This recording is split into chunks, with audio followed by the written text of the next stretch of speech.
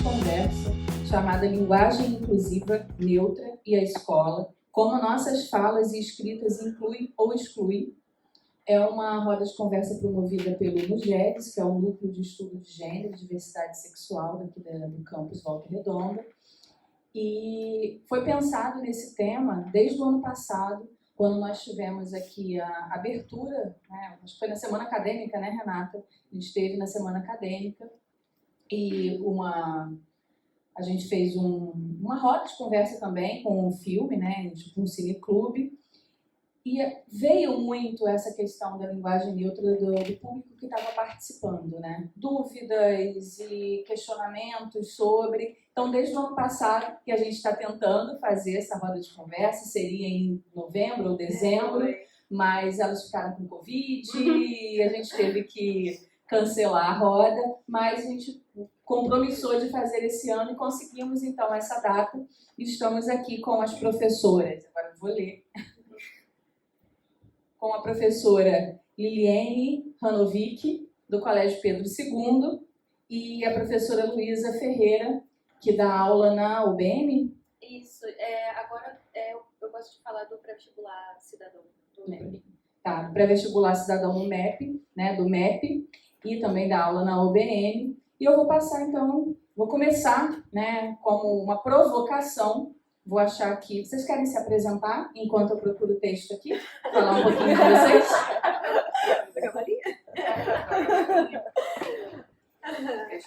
Boa tarde a todos. Eu sou a Lili Hanovic, né, do Colégio Pedro II, e eu pesquiso também temas relacionados a família, gênero e sexualidade nos livros didáticos. Eu terminei a tese de doutorado do ano passado e o que veio para mim muito foi, na época, como as questões políticas estão relacionadas a esses temas na presença na escola. Né? Inclusive, eu sou professora de espanhol, eu analisei livros de francês, espanhol e inglês, e todo do Colégio Pedro II. E o material, normalmente, que é produzido pelos professores, ele tem uma preocupação com a inclusão, né, com a formação cidadã. E outros livros, eles tratam a sociedade apenas sob um ponto de vista da classe mais elitista, branca, heterossexual. E tudo isso tem a ver com a inserção, na verdade, do mercado nas escolas públicas. Existe uma diferença entre estudar uma língua em um cursinho, que a língua é um produto, e estudar uma língua na escola, que é um bem cultural para a formação crítica dos estudantes. E aí, essa tese, por uma questão política e por defender a inclusão na escola, eu escrevi da forma mais inclusiva possível pela linguagem. Ainda bem que a Universidade Federal Fluminense, onde eu defendi essa tese, não censurou, né, a forma como eu escrevi. Isso foi muito importante. Aí é um tema que me interessa, eu continuei aprofundando, né, e a gente já fez algumas outras rodas de conversa em outros lugares, porque é um tema muito importante, é um tema dos estudantes que é de interesse deles, é um tema que atrai os alunos porque mostra a identidade presente naquele espaço. E a gente precisa mostrar que a escola é espaço para todas, todos. Aí é isso que eu proponho falar um pouquinho aqui. Boa tarde. Gente, eu não tenho esse currículo não, tá? Meu nome é Luísa. Eu me formei em Letras e Literatura pelo CETESB, foi aluna do professor Otávio. Mas ela é legal. Né, vocês são das exatas aqui. Enfim, a gente dá um jeito. Mas, enfim, eu comecei trabalhando no pré-vestibular cidadão, que é um pré-vestibular que tem aqui em Volta Redonda, os professores todos são voluntários.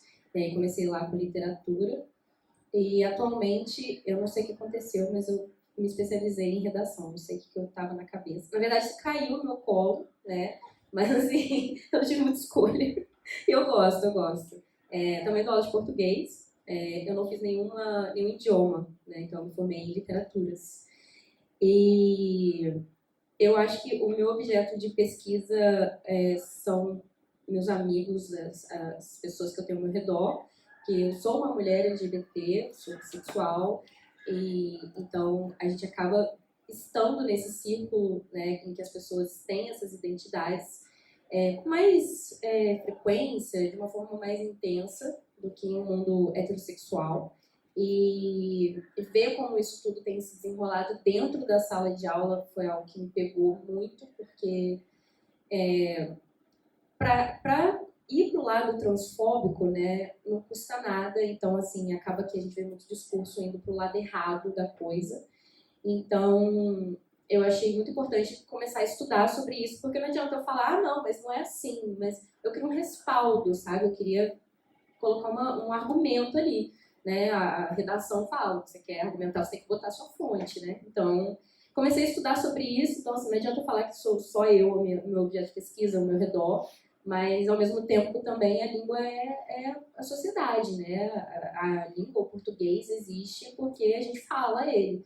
Então, eu comecei a pesquisar sobre isso e tô aqui, assim, eu acho que a partir do momento que existe esse questionamento dentro das escolas, né, a gente tem que responder. E, infelizmente, a gente vem de um governo muito fascista, né, que censurou muitos professores, essa censura perdura. Então, falar desse tema é uma coisa muito complicada, né, dependendo do lugar que você vai falar, dependendo da escola. Então, eu acho importante a gente fazer isso hoje e responder tudo de questão, porque é política, né? O que a gente está fazendo aqui hoje não é gramática. Assim, uma hora a gente vai entrar na gramática, mas é principalmente política, porque se tem gente falando, é porque a gente tem que conversar sobre isso e não deixar aquela margem de dúvida que induz muito ao erro, né? Então, é isso. E a gente vai começar com um texto da Cristina Peri Rossi. Ela é uma escritora uruguaia. Ela é vencedora do Prêmio Cervantes em 2021, como uma provocação e uma reflexão inicial. Tá? Eu tinha 5 anos. A professora escreveu no quadro: todos os homens são mortais. Senti um enorme alívio, um grande regozijo. Naquela tarde, quando saí da escola, corri para minha casa e abracei minha mãe muito estreitamente. Que sorte, mamá! Tu nunca vais morrer, disse-lhe arrebatadamente. O quê? Perguntou minha mãe, surpresa. Separei-me dela e expliquei-lhe. A professora escreveu no quadro que os homens são mortais e você é mulher. Felizmente você é mulher. Eu disse-lhe e abracei novamente. Minha mãe me separou ternamente dos braços dela. Essa frase, minha querida, inclui homens e mulheres. Todos e todas morreremos um dia. Senti-me completamente consternada e desiludida. Então, por que escreveu isso? Todos os homens e mulheres são mortais? Perguntei. Bem, disse minha mãe, na verdade, para simplificar, nós mulheres estamos trancadas na palavra homem.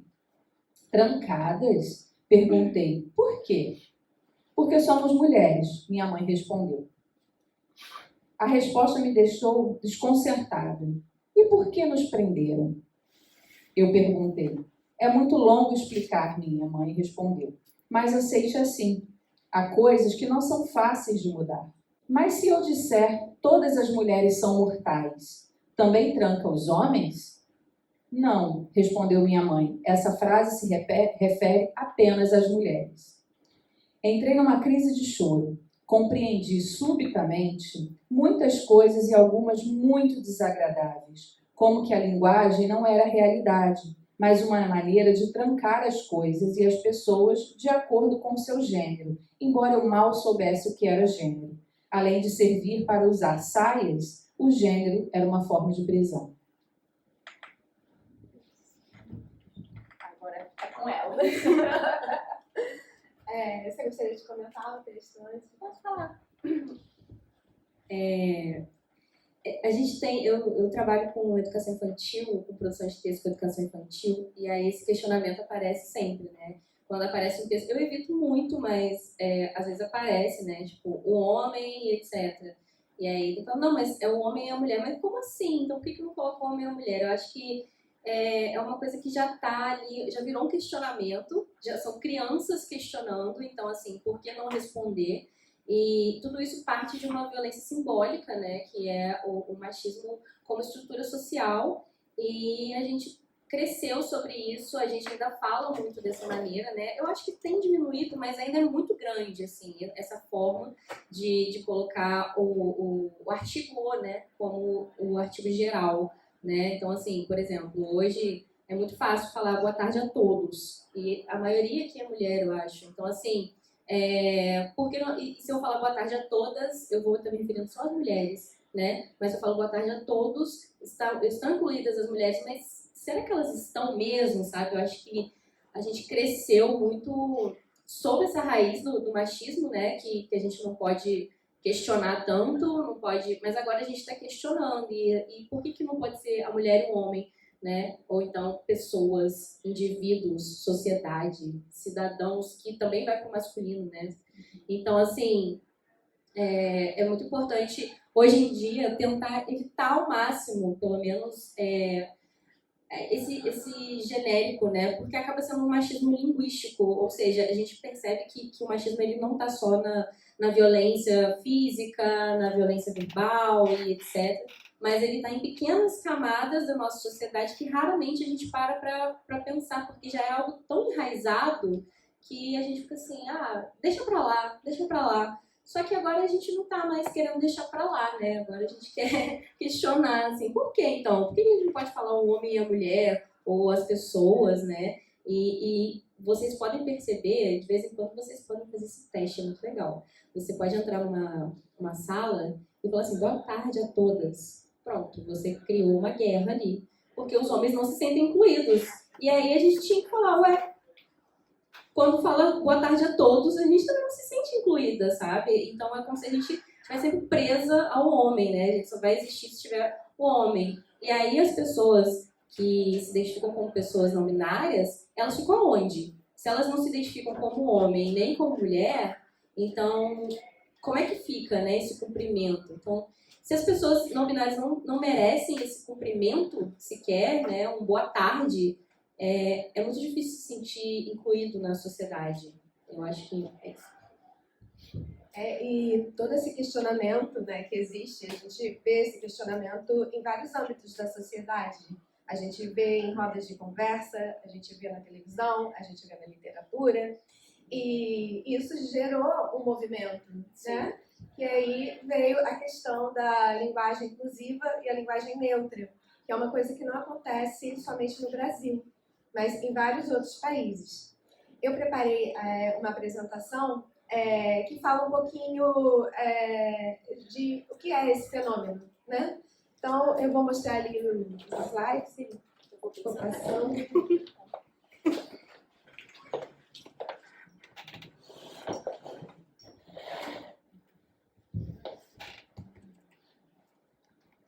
Aí, primeiro, o que é a linguagem inclusiva?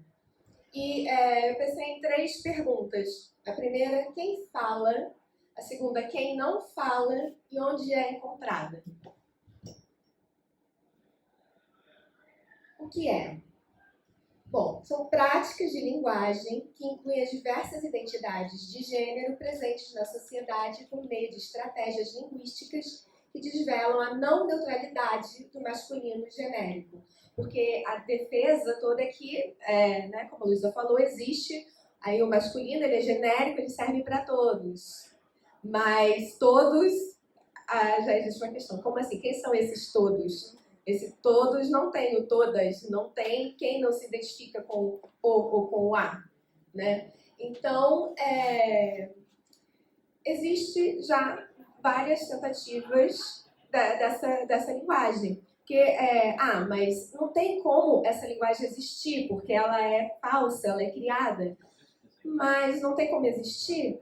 Bom, aí a gente tem os exemplos aqui. Para todas e todos. saúde não é mercadoria, a vacina do coronavírus é um direito da população. Né? Então, é uma propaganda veiculada que tem um destinatário e quer alcançar, né, as mulheres e homens da sociedade, e por isso que adotaram todas e todos. Então, está presente ali. Ali, bem-vindos, com um X, né? É um tapete para colocar na porta, é propaganda desse tapete para ser vendido.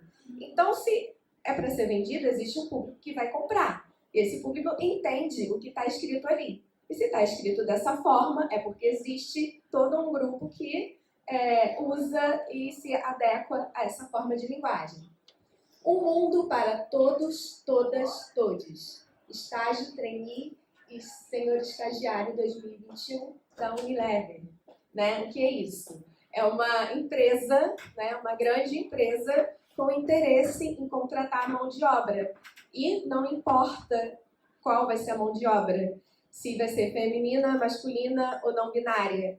A empresa quer que qualquer mão de obra esteja presente. Então, por isso, adotou uma linguagem inclusiva. Aí, quem fala? A linguagem inclusiva, muitas vezes chamada de neutra, eu tenho essa questão entre neutra e inclusiva. A maioria das pessoas chamam neutra, mas a minha abordagem teórica, que é de Bakhtin, que defende que a língua ela não é neutra, ela é ideológica. Então, se você fala, alguém fala de alguma posição para outra pessoa e isso faz toda a diferença. Então, é por isso que eu prefiro usar inclusiva. Está presente na nossa sociedade de hoje e é falada por diversos grupos. E podemos entender que a sua principal motivação é a inclusão de pessoas da comunidade LGBTQIA+, nas práticas sociais e verbais. Também é possível compreender que a inclusão do gênero feminino igualmente se faz presente nessa necessidade de adequação da língua com a diminuição do uso do masculino genérico. Na verdade, a linguagem inclusiva já vem, há uns anos anteriores, justamente incluindo o gênero feminino todas. Né?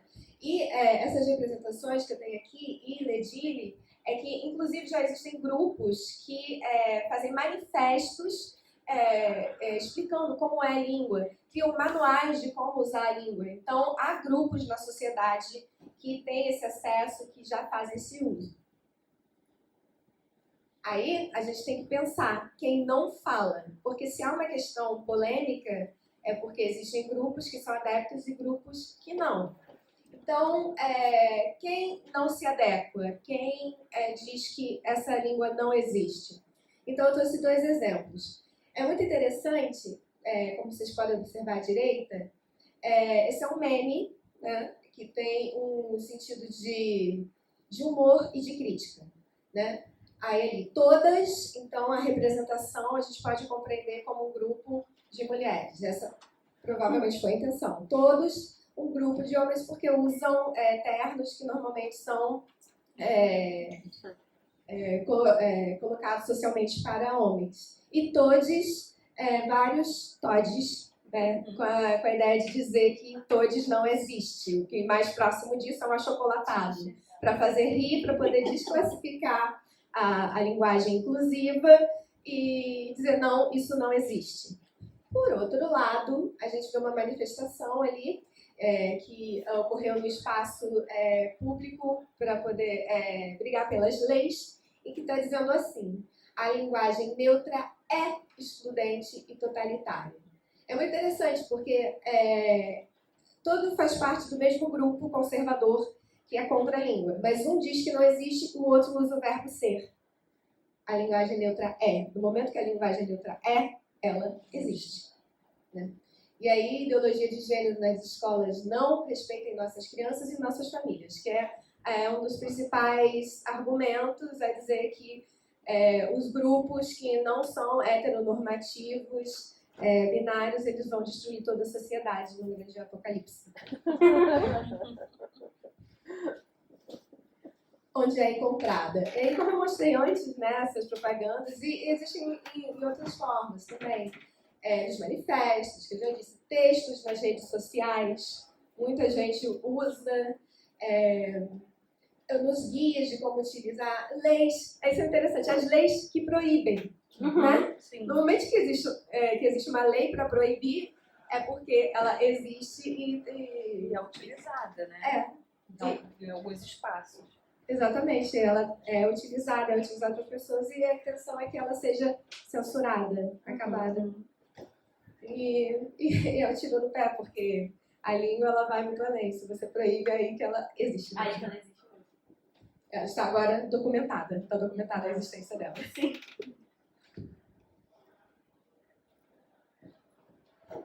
Essa é uma citação do Voloshinov, que é da minha abordagem teórica da parte da linguística, que diz assim: a linguagem é um signo ideológico que reflete e retrata o mundo social, e o enunciado é indissociável de seu contexto discursivo. O que quer dizer que ele elimina aquele argumento de que a língua ela é um sistema e que deve ser colocada no pedestal, no altar, que ninguém pode tocar, porque na verdade o que ela é ideológica, então ela parte dos falantes, das falantes. Quem fala é que vai poder dizer como essa língua vai continuar circulando na sociedade. E ela reflete e retrata o mundo social, porque ao mesmo tempo que ela traz as marcas, ela também, quando ela é utilizada, ela muda os espaços onde ela é utilizada. E o enunciado é indissociável do seu contexto discursivo. Não é possível você dizer que o masculino genérico ele pertence ao gênero da gramática, no momento que você, né, como a Luísa disse, entra na sala e as mulheres não se sentem representadas se você fala somente todos. Então, não está cumprindo, né, o que a gramática diz de ser neutro. Então, se não cumpre a função né, do diálogo, então, eu sinto muito, mas não tem como ser dissociado. E aqui eu trouxe também uma visão da Judith Butler, que ela estuda as questões de gênero, sexualidade. Essa é primeiro uma explicação minha, depois a citação dela. Ela problematiza as formas como são dadas as questões de gênero e sexualidade, de forma a enxergá-las como produções sociais a partir da linguagem. Que é toda essa teoria que eu trago, né, do Bakhtin. Então, é na língua que a gente vai construir.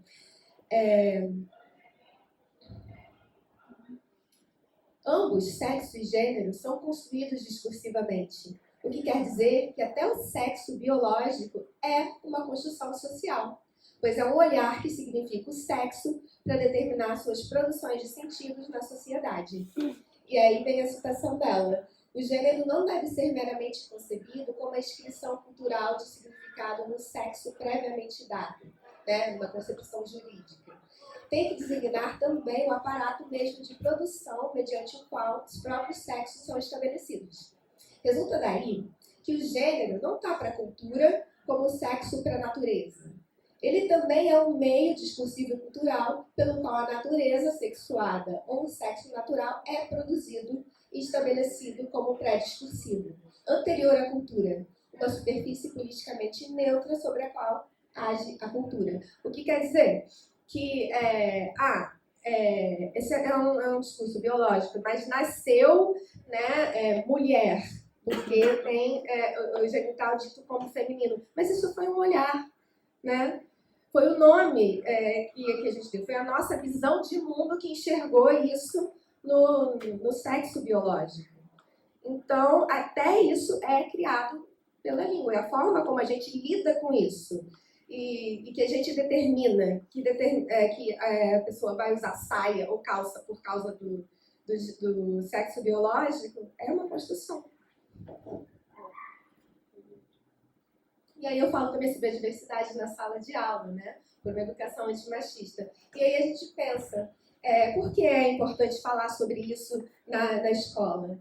E aí a gente pensa nessa questão do sexo binário, né? Então, porque é dado assim, a natureza fez assim e tem que ser dessa forma. Mas, albinismo, um caso em 20 mil. Rutilismo, 1 em cada 200. Intersexo, 1 em cada 1.200 ou 1 em cada 200, porque não tem estudo totalmente fechado. É uma variação. O que quer dizer? Se vocês já se encontraram com uma pessoa albina ou ruiva, provavelmente vocês já encontraram uma pessoa intersexo. E essas pessoas não são incluídas na forma como a gente trata a linguagem hoje. Né? Então, é um assunto muito relevante e importante socialmente, porque reflete a sociedade que a gente vive. Né? Inclusive, essa criança que está ali é uma criança intersexo, ela tinha outras questões, faleceu, e a mãe dela lutou para que na certidão tivesse intersexo, porque não era feminino, não era masculino. Então, pelo menos isso era um direito que a mãe queria de reconhecer, né, a sua criança. E aí ela criou um grupo justamente para defender os interesses das pessoas intersexo que existem na nossa sociedade, grupos querendo ou não.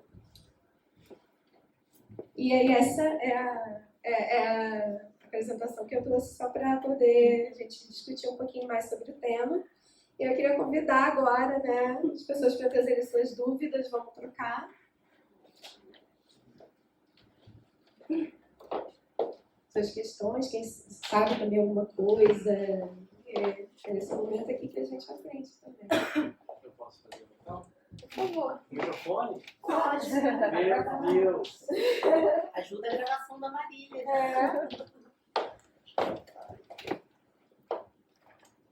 Vai.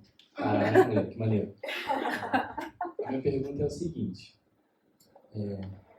Avaliando a língua como um bem cultural de algum espaço, algum país, qualquer lugar que seja, avaliando como bem cultural, essa inserção dessa linguagem inclusiva pode ser de extremo invasão, usando esse termo. E isso pode provocar alguma, por exemplo, reações aí que você até botou ali de pessoas segurando aqueles cartazes como se demonizando essa linguagem. Então, eu queria saber, na opinião de vocês duas, qual seria o melhor caminho assim, para a gente inserir uma linguagem inclusiva, qual seria o melhor caminho assim, para a gente tratar com respeito e que coisas assim demonizando essa causa, a causa de várias pessoas, não seja de uma forma muito drástica. Ótima pergunta, ótima questão, porque essa questão é que acontece agora na sociedade, todo mundo tenta buscar um caminho. Né? Eu, como professora de espanhol, eu ensino, assim, o espaço da escola é para dar acesso. No momento que você quer dar acesso para a população, você vai ensinar também a linguagem que é padrão, certo? É importante, indiscutivelmente ela é importante. Por outro lado, para que uma pessoa entre em contato com uma linguagem que não é a sua, é importante que a gente respeite a bagagem do outro e enxergue a existência das pessoas na sociedade. Numa aula de espanhol, eu vou ensinar, vou trazer diferentes textos, e existem textos na sociedade que trazem a linguagem inclusiva? Existem. Então, vamos trabalhar, vamos comparar, vamos ver aonde cada língua é utilizada. Porque não basta você saber uma variedade da língua. O importante é você saber muitas para que você possa circular em diferentes espaços. Né? E assim, a melhor forma de você ser inclusivo mesmo, sem causar essas reações exageradas, é você partir da questão do respeito e de entender, por exemplo, na escola pública, que é um espaço para todas, todos e todes. Então, a partir daí. Obviamente que há grupos que podem não concordar. Pode não concordar, mas no momento que você proíbe, é uma censura e você está querendo apagar a existência dessas pessoas. E isso é errado. De todos os jeitos isso é errado, porque não é correto a gente marginalizar grupos na nossa sociedade. Todo mundo tem que ter o direito de existir. Né? Então a melhor forma é existindo mesmo. Grupos que falam assim tem que respeitar, vai falar, trazer diferentes textos que a gente pode discutir com respeito, né? E no momento que houver alguma uma questão, embate, é sempre conversar, trazer. O que dificulta mesmo são as grandes instituições que censuram, né? Que aí não tem muito o que fazer e a gente tem que continuar mesmo na luta, mostrando que a gente precisa de uma sociedade igualitária. Eu gostei muito da sua pergunta. Você começou falando da língua como um bem cultural, né? Foi isso? Eu não vou apresentar nenhuma proposta para melhorar, mas sim uma cutucada.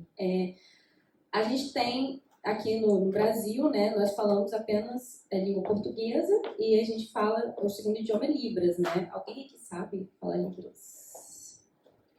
Eu também não, tá? Então, olha só, a gente fala língua portuguesa, então, assim, é uma língua que veio de Portugal porque nós somos um país colonizado, né? Então, assim, a língua portuguesa é o nosso bem cultural, a gente tem um bem cultural em questão de linguagem, a gente não tem. O que a gente fala é a língua que outras pessoas obrigaram, né, aos nativos a falarem. Então, aí já fica um pouco para a gente questionar o porquê da língua ser tão vista para os conservadores, assim, e acaba indo para o senso comum também, como uma coisa imaculada, né? Que, assim, que fica no pedestal. A gente não pode mexer, a gente não pode mexer na estrutura. Quem falou que não? Tipo, quem disse que não pode, sabe? Se tem gente falando a língua inclusiva e etc., é porque ela existe. Então, assim, ela está na lei. Então, tem lei aí contra a linguagem, mas é um tipo de linguagem. Então, eu acho que a partir do momento que nós, enquanto país colonizado, temos uma língua de um país colonizado, a gente não tem tanta bagagem de bem cultural na parte da linguagem. Então, eu acho que seria muito interessante a gente partir desse pressuposto. Então, assim, a gente não tem uma língua nossa, né? As línguas que nós tínhamos foram dizimadas, né? Poucas existem. Eu estava conversando com a professora, na pandemia, eu fiz um curso de Guarani. A gente viaja, né, na pandemia, nada para fazer, eu fiz um curso de Guarani. E aí eu fiz com professores nativos, era online, óbvio, né? E foi muito legal, eram professores lá de São Paulo, tá? E aí ele uma vez contou que na língua, no Guarani, não existe o artigo o e o artigo a em questão de feminino e masculino, sabe? Então, assim, eu falei em nenhuma língua indígena, ele falou em nenhuma. Então, assim, a gente vê que não é uma coisa nossa, né? É uma coisa colonizada, é uma coisa de lá, não é daqui. Então, eu acho que para a gente reconhecer o português como um bem cultural, a gente tem que reconhecer que a gente não está mais falando português de Portugal. Isso teve até briga lá, né, que o Lucas Neto estava doutrinando as criancinhas a falar português no Brasil. Foi perfeito. Muito decolonial da parte dele. Ele nem sabia o que ele estava fazendo, mas ele estava brilhando. Então, assim, eu acho que a gente não fala mais... Eu não gosto de falar que a gente fala português. Eu sou muito inimiga da língua portuguesa, embora professora de português. Então, assim, eu acho que a gente fala brasileiro, né? O Emicida fala muito disso, essa brincadeira com a linguagem, porque a gente passou por muitas origens aqui, né? Então, se a gente chega em Portugal falando do jeito que a gente fala, não vai bater tanto, do mesmo jeito que a gente não entende português de Portugal, né? Então, até entende, mas demora. Eu acho que a gente tinha que parar de cristalizar tanto a língua, sabe? Mas os gramáticos falam muito que a gente não pode mexer, porque tem toda uma estrutura sintática, e, cara, isso tudo é criado, sabe? Não é como se fosse uma coisa, sei lá, um corpo humano. É tudo inventado. A língua que a gente fala é inventada. Tudo que a gente fala é inventado. Então, se tem gente lá fora falando todes, aqui dentro falando todes, existe. A partir do momento que isso vira uma questão de respeito, da pessoa se sentir acolhida, incluída e etc., não tem por que eu não fazer isso, né? E aí, eu vou puxar um pouco para o que eu trouxe para falar, que é a parte fonética. Que a gente tem fonética como som, né, da nossa fala, assim, sendo bem rasa, mas ali nos slides vocês viram que tem como incluir ali com o X e tem o arroba também, né?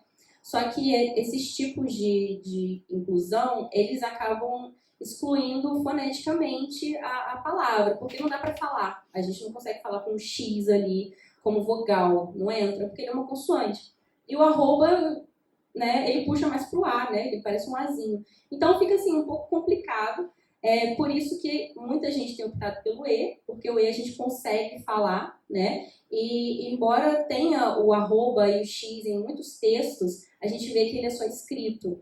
E assim, a fala é diferente, né? A fala e a escrita são muito diferentes. A gramática existe, ela, de uma maneira ou outra, ela tem que existir para dar uma uniformizada, né, no que a gente está falando.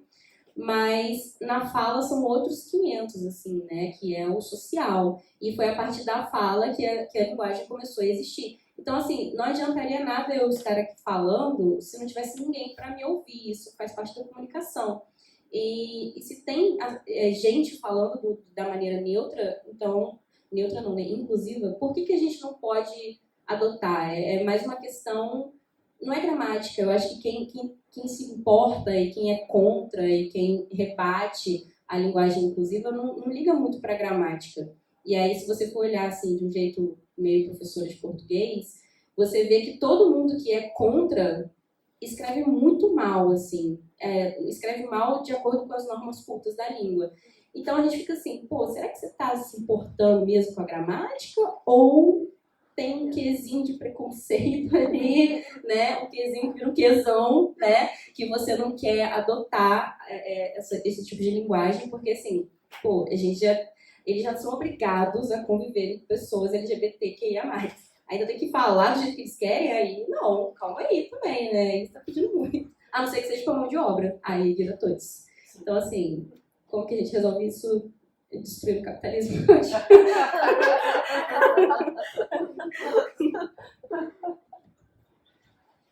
Ah, não, destruiu o microfone não. Como é que eu vou te Sai ouvir? a Nem vai gravação, chegar ali, Otávio. Vai pra cá, então. Cabe não. Não, não chega até lá, não. Chega não. Cabe a gravação. Chega não, chega não. É que ele tá bem Você bolado. desligou lá, Você cara? já me conhece aí. Fala aí. É que tô pertinho do Tá microfone. aqui, né? Tá perto, né? Não, então, eu ia aproveitar o gancho do Diego, né, que fez a pergunta. Eu já estava pensando em algumas coisas quando eu vi a apresentação da Liliane. E aí o Diego perguntou isso e assim, tem umas coisas, eu tô na linha sou professor de português, mas odeio português, quem foi meu aluno já sabe. Então não precisa ficar fazendo cena aqui dizendo que eu adoro português. Eu fiz letras por causa de literatura, gramática veio no bolo, e é assim, né? Tipo, eu gosto de viver, mas não gosto de trabalhar, mas eu tenho que trabalhar para me manter vivo, então eu trabalho. É a mesma coisa com português. Né? Eu gosto de literatura, não gosto de língua portuguesa. Enfim, dito isso, a questão que o Diego levanta aí, traz, e que as colegas já falaram, né? Ela bate muito numa questão que nada tem a ver com o ensino de língua e com o ensino de linguagem. Nada. Como elas disseram, a questão de manifestação de uma linguagem inclusiva é uma questão política. É uma questão política não no sentido partidário, uma questão política no sentido de representação social. A gramática nunca vai dar conta de todas as linguagens, porque a gramática não foi feita para isso e ela não pretende atingir esse tipo de inclusão, não porque ela é excludente, mas porque a gramática é um documento. A gramática, a norma culta que representa a gramática, é apenas uma das possibilidades comunicativas em língua portuguesa. Né? A gente, aqui agora, a gente não está se comunicando em norma culta, a gente está falando de muitas colocações informais, com variantes linguísticas de algumas pessoas que são de outras regiões, que são de classes sociais diferentes, de formação cultural diferente. Então, assim, a gramática não dá conta do nosso processo comunicativo, ela não vai dar conta de fazer uma sociedade mais inclusiva. O problema é que as pessoas que têm má fé utilizam a gramática como desculpa para justificar a não utilização da linguagem inclusiva. Então, esse é o primeiro ponto. Então, assim, eu acho que, até para falar aí para o Diego, dentro do que ele perguntou, eu acho que a primeira questão que a escola tem que fazer, e a escola, eu digo professores de língua portuguesa, Diego, que não é só por conta disso, mas é muito por isso já também, no nosso tempo, é deixar de ter a gramática como uma referência de aula de ensino de língua. Você mesmo falou, associou língua à cultura. Língua é representação social, língua é construção do indivíduo, língua é manifestação de existência. Você é o que você fala, o que você produz, o que você escreve, como você se entende, se manifesta dentro daquela sociedade, não só de forma verbal, mas de forma não verbal também. Falo muito isso com as turmas aqui que estão tendo aula agora, a Iane, a Cláudia. Quase que é. Então, assim, a primeira coisa que a escola tem que começar a fazer é valorizar o processo comunicativo em detrimento ao ensino de gramática pura e restritamente. Primeira coisa, porque o processo comunicativo engloba tudo, engloba diferentes realidades, engloba o respeito, engloba a construção coletiva, engloba como você percebe o outro e como você é percebido pelo outro. Né? E as aulas de língua, do jeito que elas são hoje, se eu chegar aqui e dar aula no ensino médio do jeito que a grade me coloca ali, eu vou dar a mesma aula que eu tive há 20 e poucos anos atrás. Isso é ridículo. Ridículo. A gente está em 2023, sabe? Enfim, minhas colegas de pedagogia aí, desculpa eu desabafo contra o sistema educacional.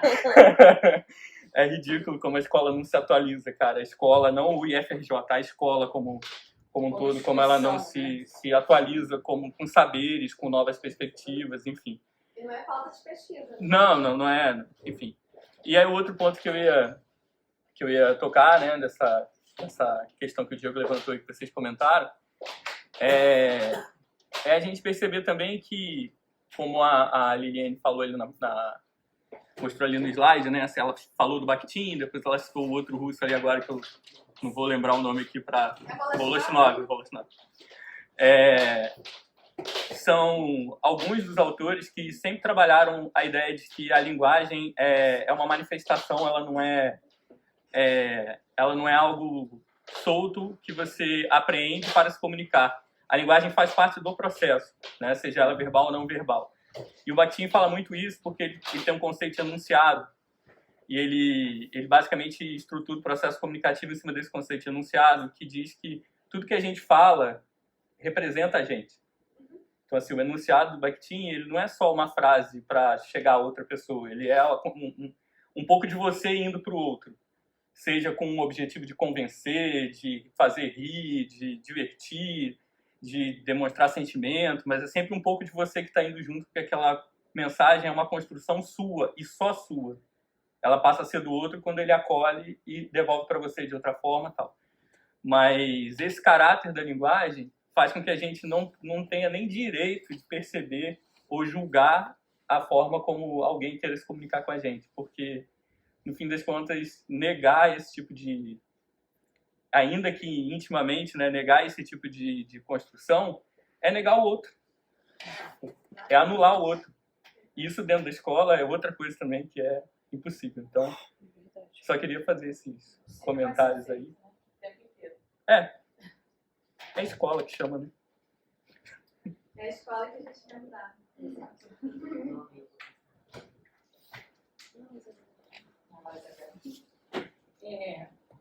Como não estudiosa, tá? Eu não sei se é uma dúvida, se é um comentário, que já me perdi aqui na parada. É muito, muito estranho, porque quando você diz obrigada a todos, eu entendo que todos inclui todas, todos e todos os outros, independente. Então, todos, para mim, das vezes que eu vi, né, eu entendi como sendo um plural que abrangesse a todo mundo, independente, qualquer ser humano está em todos. Sim. Só que quando uma empresa coloca todas, todos e todes, ela segrega. Quando vocês falam todos, todas e todos, vocês estão segregando. Porque aí eu estou compartimentando de novo. E aí o todos deixa de ter o caráter do obrigado a todos ali. Quando eu vejo a Liliane escreveu, eu sinto como todos estão representados. Mas se tem em algum lugar a diferenciação de todas e todos. E todos, aí eu já fiquei bom. Então é Que uma... é isso, né? tem alguma coisa aí que não rolou. Eu tenho esse mesmo pensamento. E Então é por isso que eu tô dizendo. Eu não... É o que eu achava que era, mas eu não sou uma estudiosa na área. O povo que me conhece sabe que eu não estudo na área. Eu vou te explicar essa diferenciação. O que acontece? Existem grupos não binários que eles reivindicam o TOD somente para não binários. Então, existe essa corrente também. Que eles querem o todes para poder representar não binários. E aí o todos seria masculino, todos feminino. E por isso que eu oscilo na hora que eu apresento para poder trazer essa variedade. Mas o meu pensamento vai com o seu. Eu prefiro o todes genérico. É porque às vezes, como professora, eu quero escrever alguma coisa geralzão e eu tenho ali... quero abranger todo mundo. E aí eu fico escolhendo palavras que não tem masculino nem feminino. Entendeu? Aí não posso nem botar um queridos, queridas, não posso. Vai no... Cara, dá trabalho escrever isso.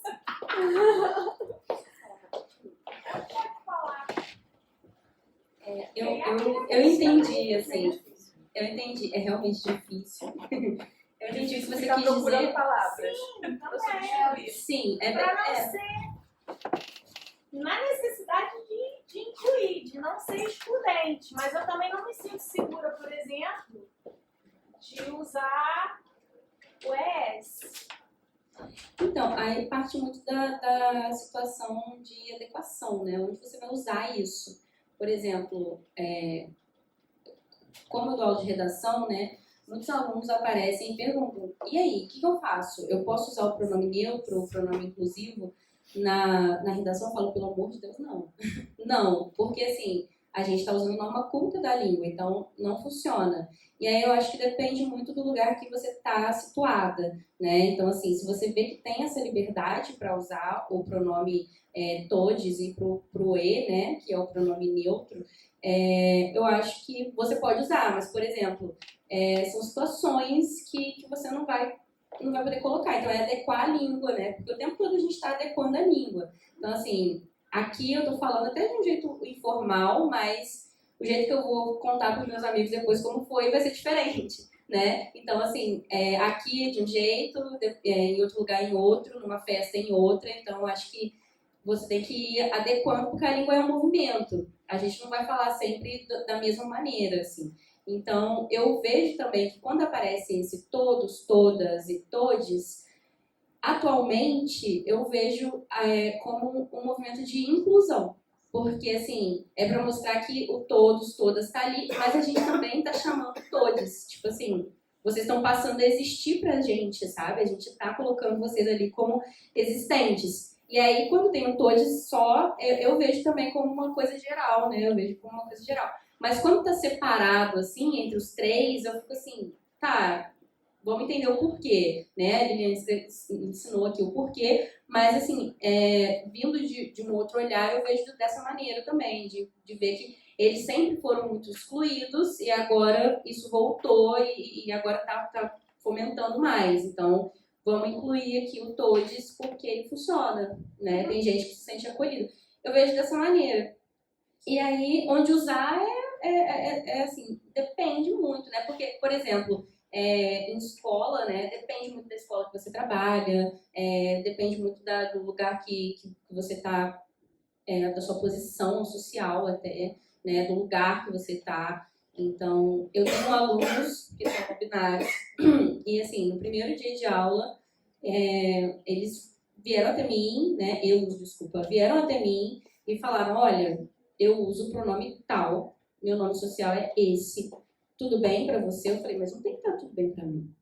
Né? Tá tudo bem pra você, né? E assim, eles escolhem com quais professores eles querem falar sobre isso, sabe? Porque não é com todos que se sentem confortáveis para falar. E aí vai muito da situação de adequação da língua, né? Porque é isso, a língua é um movimento. A gente pode ver, assim, o movimento classicão do você, né? Que ninguém mais fala você, fala você. Que ele vai mudando. Então, eu acho que é um pouco disso também.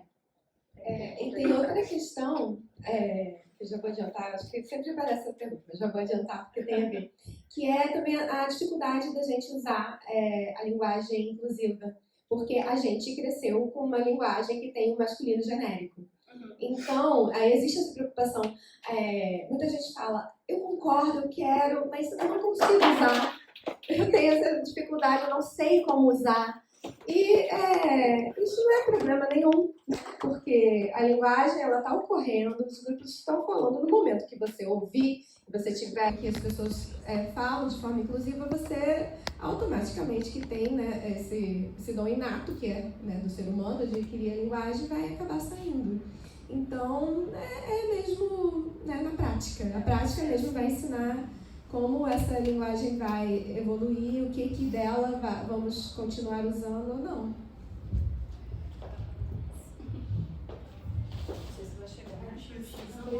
Precisa sim. Eu grito, tô bem. Dá pra puxar? Ai, meu Deus, não devia. Dá sim, abre bastante.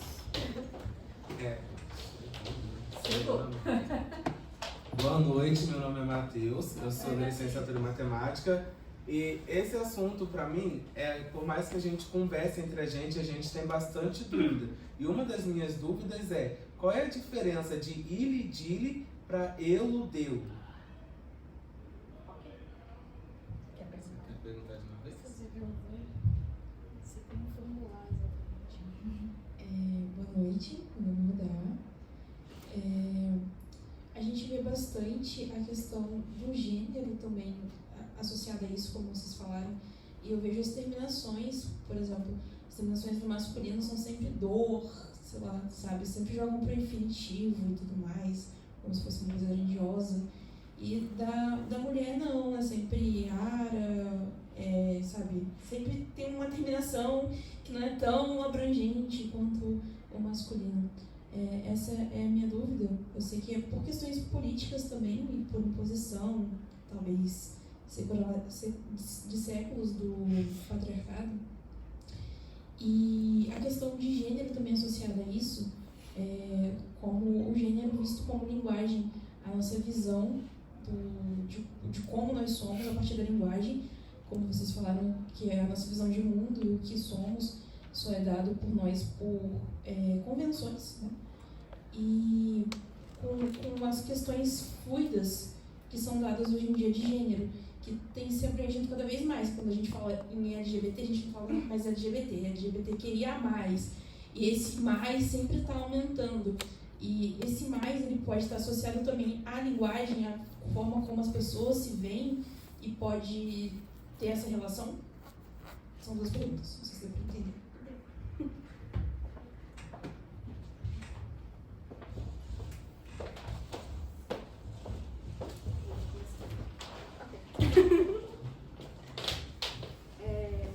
Primeiro, né, o ili, dilo, elo, delo.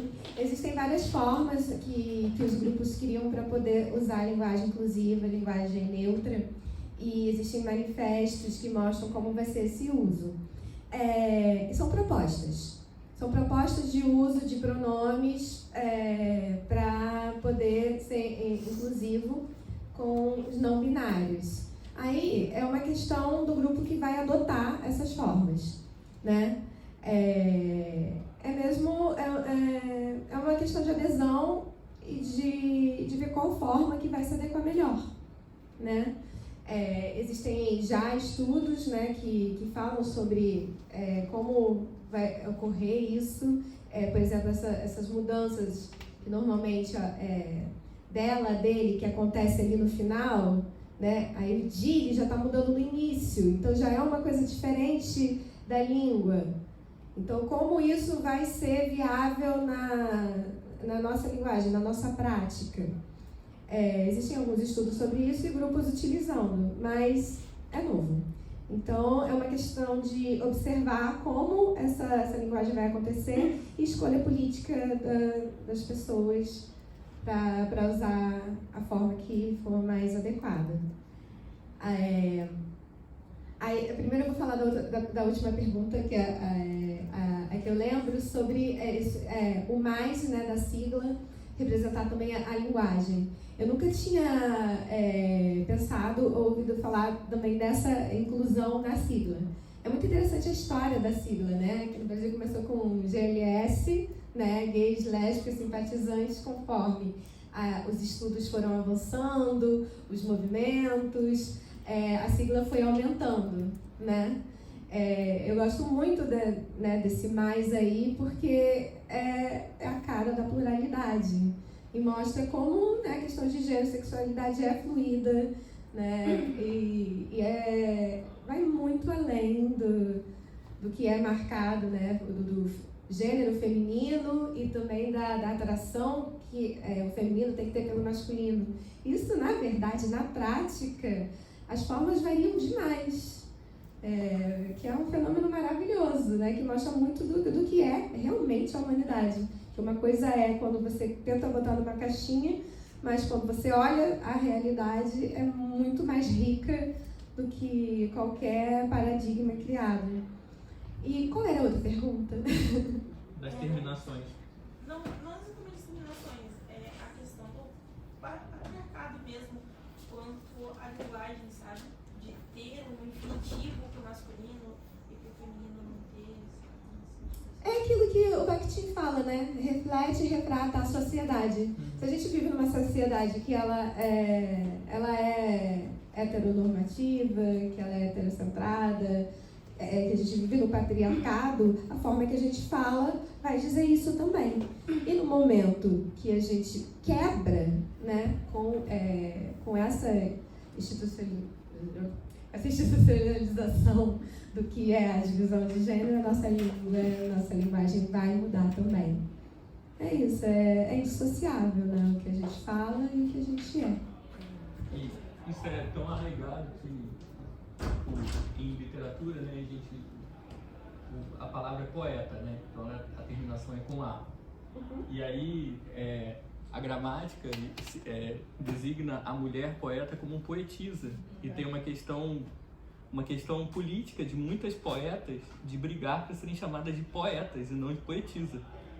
Porque uma das poucas coisas que termina com A, que dá essa ideia do gênero e tal, que ela poderia ser incluída, ela também é excluída. Cria um novo termo para que tenha uma denominação, digamos, menos importante, entendeu? O homem é o poeta, a mulher é a poetisa.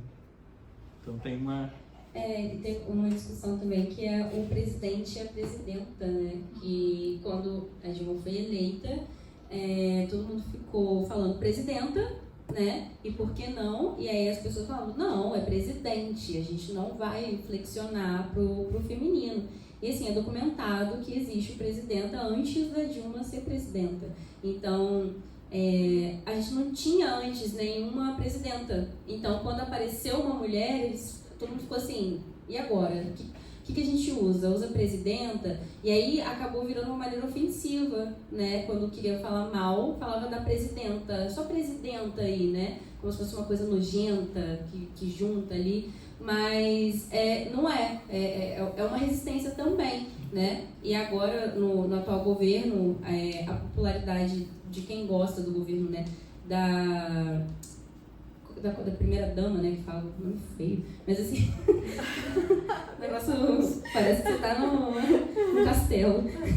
É muito grande, então às vezes alguém fala presidenta Janja, né, e aí vem a galera, porque o presidente não é presidenta, é presidente, e assim, é presidenta, sabe? Se eu falei agora presidenta, pronto, ele existe. Sabe? Ninguém tinha ouvido falar antes de presidenta, agora vocês ouviram, então existe. E você entendeu. E você entendeu, você pegou o significado, né? Então, assim, eu vejo muito a questão da linguagem inclusiva na parte do respeito mesmo. É claro que tem muita questão aí, que é a questão da gramática, né? Os gramáticos, a norma culta da língua é uma coisa muito elitizada. Eu também sou professora de português, que eu odeio português, Então, eu falei isso primeiro que você, tá? Antes de entrar na sala. Eu falei isso primeiro. Então, olha só. Falei isso 20 anos antes de você. Não, mas agora, Você hoje... não nascido, eu tinha CPF. Hoje fui eu. Então, assim, eu também não gosto. E eu acho que... Até perdi meu raciocínio. Mas eu acho que a gente tem que pegar a parte da gramática e mudar, e entender, e etc. Só que o meio da gramática, os gramáticos, né, eles são homens, né, em sua grande maioria, e que, homens brancos. Olha a Academia Brasileira de Letras, sabe? Presta atenção em quem está ocupando as cadeiras. São sempre pessoas, em sua grande maioria, brancas, héteros, cis e etc. Então, assim, isso não afeta essas pessoas, isso não tá ali... Não é um problema delas, porque assim, independente do que a gente estiver inventando de moda aqui, para eles tanto faz, porque eles têm a palavra maior, tem a hierarquia, né? Então, para um homem, né, assim, quando a gente estuda na faculdade de letras, a gente estuda gramáticos. É bem difícil dar alguma mulher na gramática, então, e quando tem, tipo, ela só para não falar que não tem. Então, assim, acabou, não tem mais. Então, assim, é difícil a gente entrar nesse sistema de mudar, por exemplo, as terminações. Isso é difícil na gramática, socialmente não é, sabe? Socialmente a gente pode fazer acontecer, a mulher poeta, a mulher presidenta, né? A pessoa não binária, que se vê como no pronome que usa o E, né? Então, assim, eu não sei se vocês já viram, eu nem lembro de onde eu vi isso também, provavelmente TikTok, porque é TikTok. Mas, assim, que a pessoa chegava, entrevistava, e falava assim, qual o seu nome? Tal nome. Quais são o seu pronome? Quais são os seus pronomes? Aí falava um pronome, né? Que aí entra na questão do dile, do delo e etc. Vai do jeito que a pessoa se sente confortável com as propostas, né? Que são apresentadas ali. Então, a diferença, a gente não vai ter uma diferença tipo, isso é masculino e isso é feminino, né? Porque a intenção é justamente não ter isso. Então, é a maneira que a pessoa se sente incluída, né? E confortável. Então, eu acho que agora a gente tem muito essa pergunta do pronome, né? A pessoa se apresenta e fala, meu pronome é esse. Beleza, então eu vou te tratar por esse pronome. E aí eu fico assim, por que não, né? Assim, você vai me tratar no masculino? Eu sou uma mulher cis, eu me reconheço. E aí, tem por que você me tratar no masculino? Você não vai me tratar no masculino. Então, por que não tratar uma pessoa que quer ser chamada no gênero neutro, que a gente fala, de uma maneira neutra, que é o jeito que ela quer, assim. Se a gente pensar, essa palestra aqui é sobre não pedir muito. O problema é que não tem problema. Exatamente. O problema é que não tem problema. A parte que não existe, existe. E assim, a gente podia terminar e falar assim, gente, respeite a pessoa que você está se comunicando. E acabou. Fica aí no seu lugar. Faça o básico da civilidade. Faça o básico, não desrespeite os direitos humanos. E uma coisa... Era exatamente isso que eu ia falar. Se a pessoa quer ser tratada no pronome neutro, não custa. Todo mundo está na luta por busca de direitos que quer ser bem. Meu Deus, não. Por isso eu já comecei também. Não respeitei isso. Então, eu ia falar exatamente isso. A gente vive numa sociedade onde a galera está sempre querendo ser respeitada, a gente está sempre querendo ser abraçado, acolhido, ter seu lugar no mundo. Então não custa, se fulano, ciclano se identifica e prefere ser chamado no neutro, não me dói. É difícil pra mim? Não é não. Entendeu? Não é difícil, exatamente, faço o básico. Respeito. Posso falar uma coisa? Eu acho que... O microfone. Fiquei do seu lado. Vingança. Fiquei do seu lado. Vingança. Eu também não gosto do microfone, não, mas tudo pela educação do país. Então, isso que você falou, né? Não me dói, não é difícil. Realmente, para algumas pessoas é difícil. E eu entendo também. Eu acho que muita gente se abstém de usar o pronome neutro porque tem medo de errar, sabe? Então, assim, se eu estou falando com uma pessoa que se identifica com um gênero neutro e ela quer que eu use os pronomes neutros, é normal, porque é uma coisa de adaptação, você partir do pressuposto do sexo que ela foi designada. Então, pode ser que sem querer eu vá e fale no masculino com uma pessoa no gênero neutro. E aí todo mundo fica assim, ai meu Deus, eu vou usar e aí eu vou ser transfóbico, calma, sabe? Tipo, calma aí, é só você chegar e falar, poxa, desculpa, e corrige, né? Então eu acho que muita gente tem medo do erro, né? Porque, querendo ou não, a comunidade LGBT é muito vista como raivosa, né? Como bravos e rebeldes e etc. Então, se você falar um pronome errado, eu vou te matar. Só que não é assim, a gente tem manifestos, ou seja, as pessoas estão abertas ao diálogo. Então, é claro que é uma situação desconfortável quando a gente erra. Eu faço isso, sabe? Quantas vezes eu falei aqui de alunos não binários, aí falei agora, e não coloquei o gênero neutro, né? Então, assim, é difícil porque é uma adaptação, é uma coisa nova, querendo ou não, na nossa língua. E, assim, não é de um dia para o outro, né? A língua não começou a existir de um dia para o outro, ela está sempre em construção. E eu acho que esse medo de errar, às vezes, acaba culminando num preconceito ali sem querer, né? Que a pessoa fala assim, eu não sei lidar com isso não. E aí trata a pessoa no feminino ou no masculino, sendo que é um exercício de cidadania, sabe? Você colocar a pessoa da maneira que ela quer ser tratada. Pronto, acabou. É só isso, né? Mas aí também tem dois lados. Uma coisa é a população, né? Se conscientizar e se adequar e enxergar o outro. Mas existe o outro lado, que são as grandes instituições que têm interesse de dominar uma grande parcela da população, e que é interessante que as pessoas da sociedade não sejam unidas. É importante que o povo não tenha uma unidade. É importante que o povo se odeie. Então, essa defesa de que não pode tratar o outro dessa forma, como ele quer ser respeitado, essa ideia de que um outro grupo vai destruir a sociedade, é a criação de um inimigo. A criação de um inimigo, não importa qual é o motivo, sabe?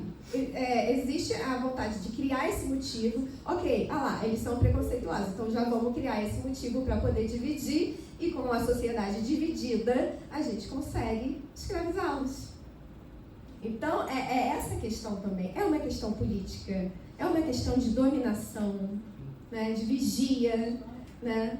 Porque aí estamos aqui nós, um vigiando o outro da forma que você se veste, a forma que você fala, com quem você se relaciona.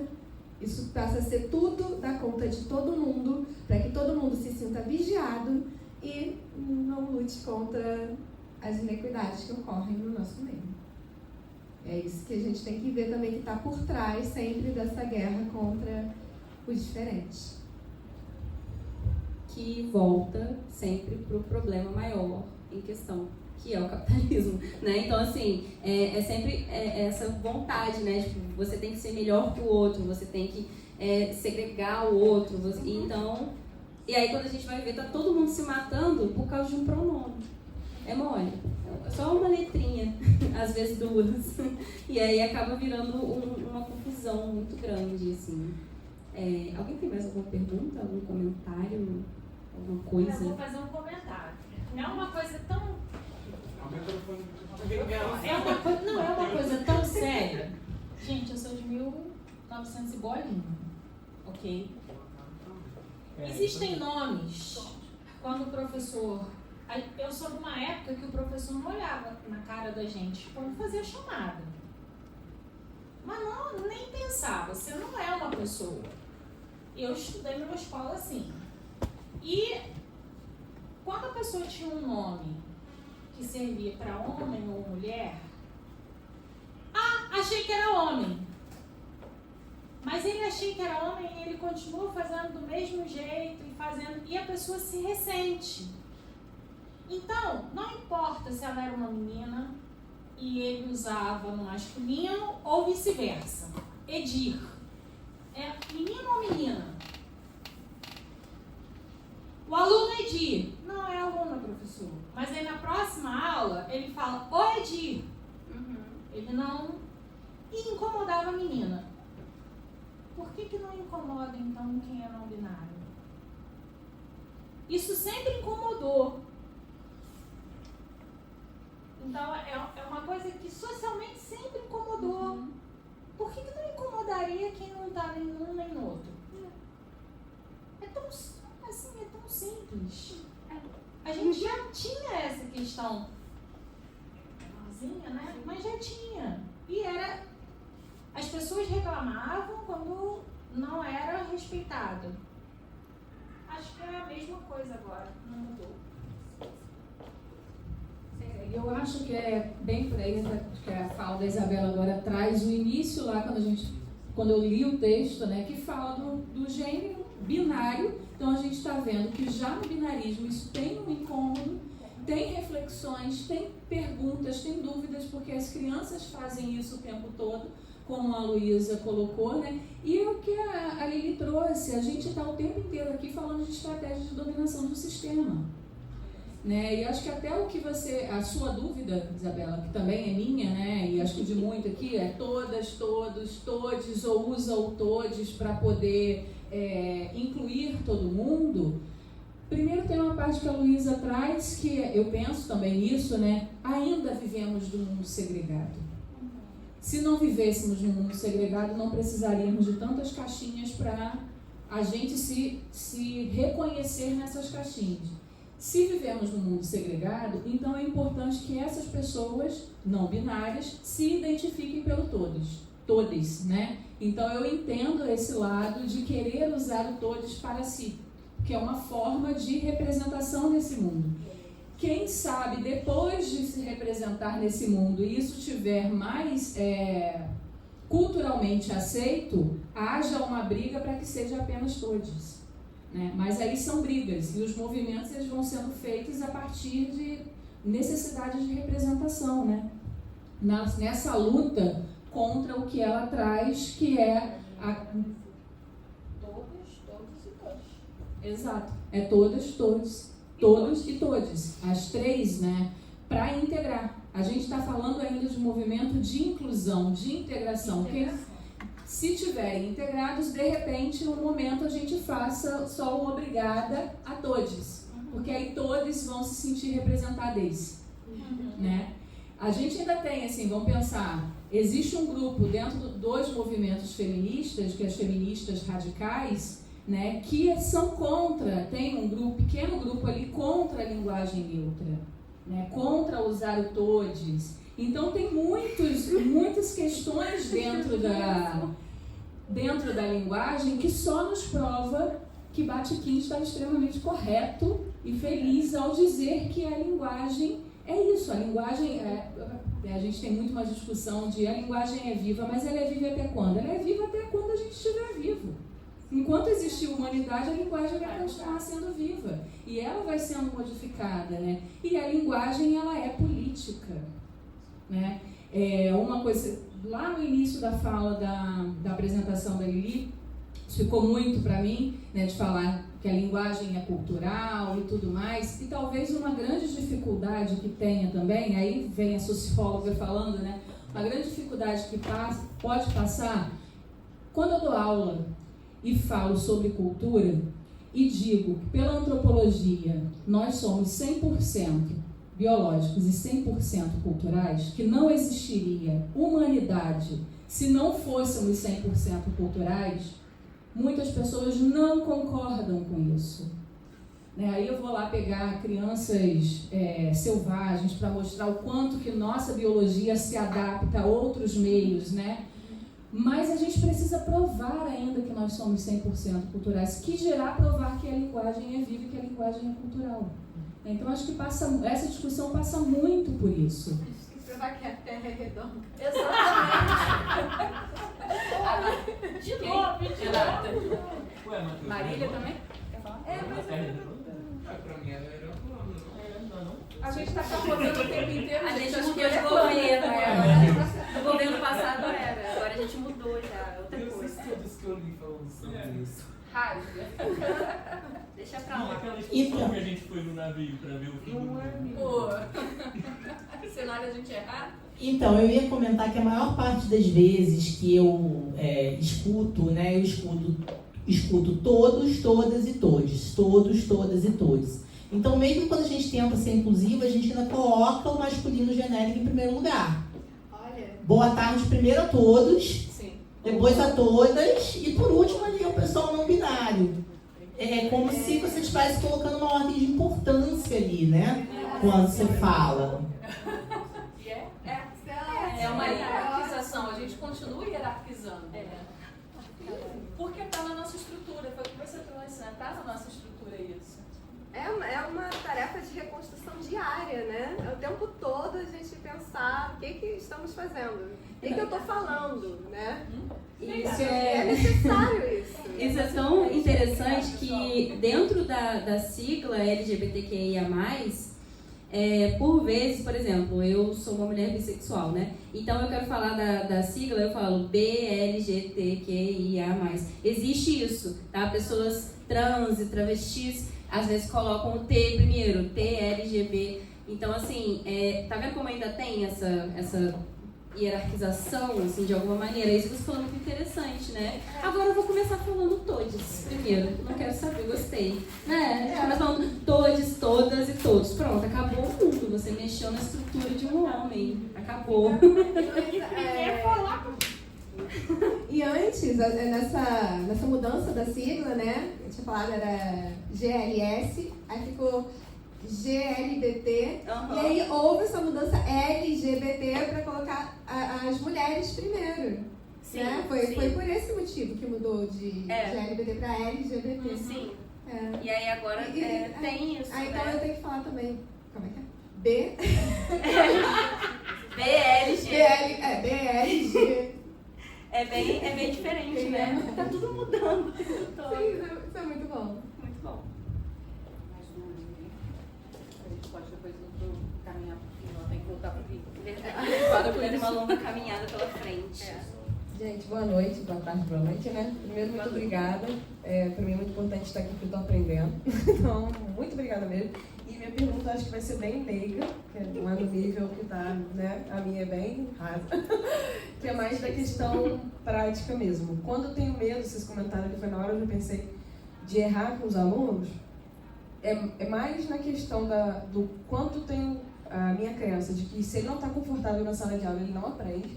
Não adianta eu falar de produto notar com uma pessoa que está desconfortável com ele mesmo dentro daquele ambiente, né? Então, eu tenho muito medo na hora que eu vou errar, é nesse sentido, da questão da pessoa não se sentir confortável. Não sei se eu falo... Não sei, não estou falando agora a palavra, agora vocês mudaram a minha vida sobre... Quando você falou no começo ali, na primeira vez que você falou, linguagem na escola é uma coisa e cursinho é outra. Eu falei, caraca, que maneiro, que incrível. Achei genial, tô com isso salvo aqui na camisa.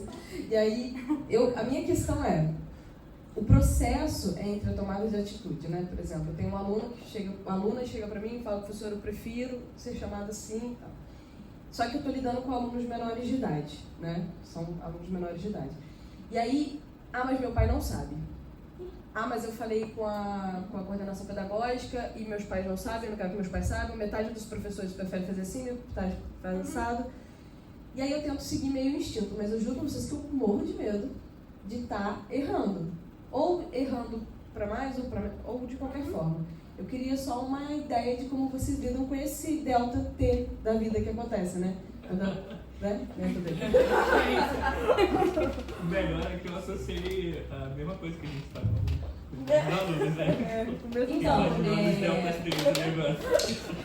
Eu passei por isso essa semana passada, não lembro, foi essa semana. Eu tenho um aluno trans e ele usa um nome social e os pais não sabem, né? Então, no primeiro dia ele chegou e falou, olha, eu gosto de ser chamado por esse nome. E eu falei, beleza, mas eu preciso saber o nome morto, né? Pra eu colocar nota, pra fazer chamada, porque isso não vai mudar ali na chamada. E aí ele me falou, eu falei, fechou, acabou, né? E aí, essa semana, ele veio falar comigo. Ele falou assim, professora, você vai estar aqui quinta-feira? Aí eu falei, não, porque ele vai ter reunião de pais, por favor, não fala o meu nome. Aí eu falei, olha, eu nem vou estar aqui. Então, assim, se isso vazar, não fui eu nem vou estar aqui. Então, assim, eu acho que tipo, vivendo e aprendendo, e uma hora a gente vai se ferrar por isso, mas eu acho que também vale a pena, eu acho, sabe? Se arriscar, assim. Em nome de deixar uma pessoa confortável, não me importo, assim. E qualquer coisa, eu acho que a gente, enquanto professor, nossa senhora, isso vai ser postado, mas... então, eu acho que a gente, enquanto professor, a gente tem um esquema muito forte com os alunos, né? Às vezes não, às vezes a gente pega uma turma zoada, mas assim, acontece. Mas a gente pega muito aluno firme ali. Eu tenho alunos, os dois aqui, ó, foram meus alunos no passado, estão aqui, me enchendo o saco, sabe? Não desgruda. Então, assim, a gente cria uma coisa bem forte.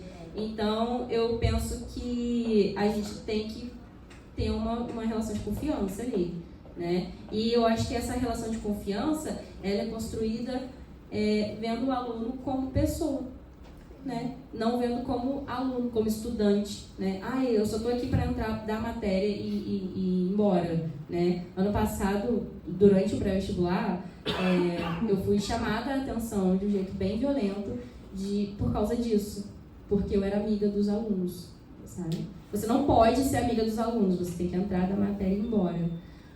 Eu não sei se é assim, sabe? Eu não consigo, sabe? Meus alunos visitam minha casa, sabe? Então, assim, pra mim isso não funciona. E aí eu acho que parte muito da relação que você vai ter com um aluno. São casos e casos, né? Mas é sempre bom a gente ficar meio sei lá, alerta, né? Porque o nosso emprego em jogo a gente tem conta pra pagar. Então, assim... É complicado, né? É porque a minha questão é porque eu acho que eu não tenho estudo suficiente para dar uma orientação decente para esse aluno. Então, assim, eu vou fazer o que ele quer da sala de aula, vou atender ela, ele. Perfeito, eu tento fazer conversa com a turma, tudo. Uhum. Mas eu tenho medo de estar errando quanto profissional, por não ser formada na área, sabe? Não, tem mas muita aí... coisa que a gente não... se for assim, só o professor de português vai poder falar, né? Pois Então, e a gente erra bastante. Legalmente, o nome social... Posso falar? Pode. Mas com o microfone. É isso que o Matheus está ali. Direito a ser Ela pergunta mesmo. Legalmente, o nome social, ele é escolhido pela pessoa, né? Ele é assumido pela pessoa, vamos dizer assim. Isso basta a pessoa assumir. A pessoa tem que fazer algum registro do nome social. Como é isso? Porque, às vezes, no caso dos menores de idade, isso é uma complicação, para nós, professores, pode ser uma complicação legal. Então, é um argumento para a gente ver como a gente vai lidar com a situação. Eu não sei, então é uma pergunta mesmo. Agora eu vou trazer também a minha experiência com isso, que já aconteceu também, né? Eu dou aula para o Ensino Fundamental 2. O que acontece? A gente, como professoras, né? A gente tem uma função. Nós estamos ali para dar um conteúdo, mas também para formar cidadão, para educar, certo? Para que seja efetivo esse trabalho, é necessário ter o mínimo de afeto, que é a pessoa se sentir confortável em sala de aula. Se chega para mim um aluno e diz, eu quero ser chamada dessa forma, não existe motivo que eu chame de outra. Por mais que no diário esteja aquele nome ali. Por quê? Também existem alunas e alunos que gostam de apelidos. E a gente chama assim, todo mundo se sente confortável. Meu nome é Liliane. Eu gosto de ser chamada de Lili. É a forma que as pessoas sempre me chamaram, eu me sinto confortável assim. Então, por que não chamar assim? Aí se chega a família e diz, você está chamando por um nome que eu não gosto. Eu vou dizer, eu respeito que você não goste, que você queira que a sua criança seja dessa forma.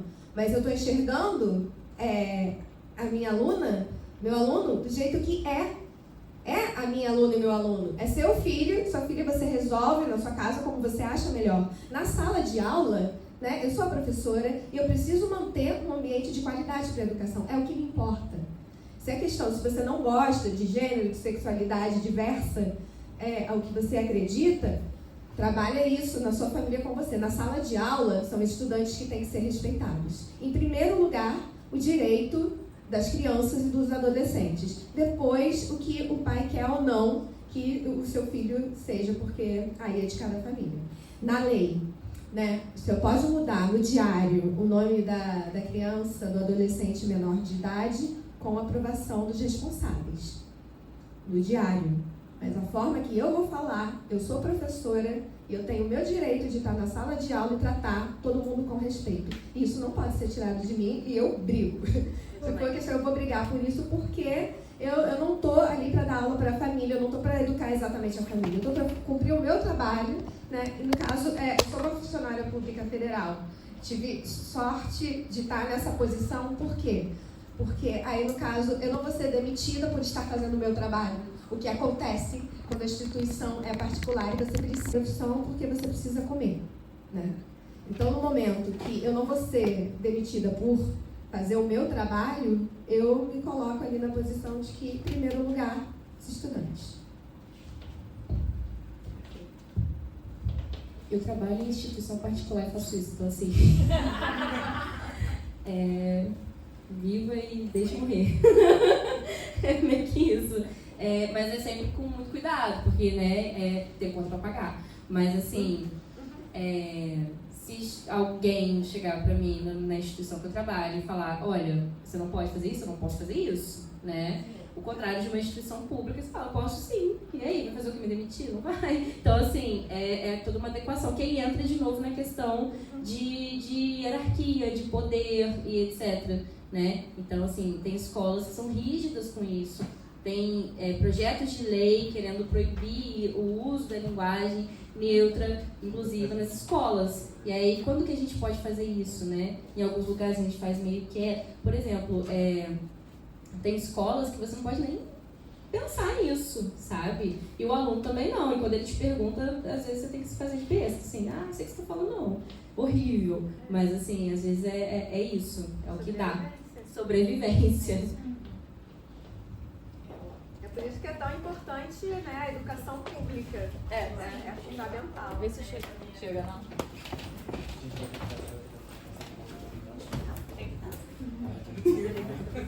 Eu acho que vai sim. Avaliação. Foi.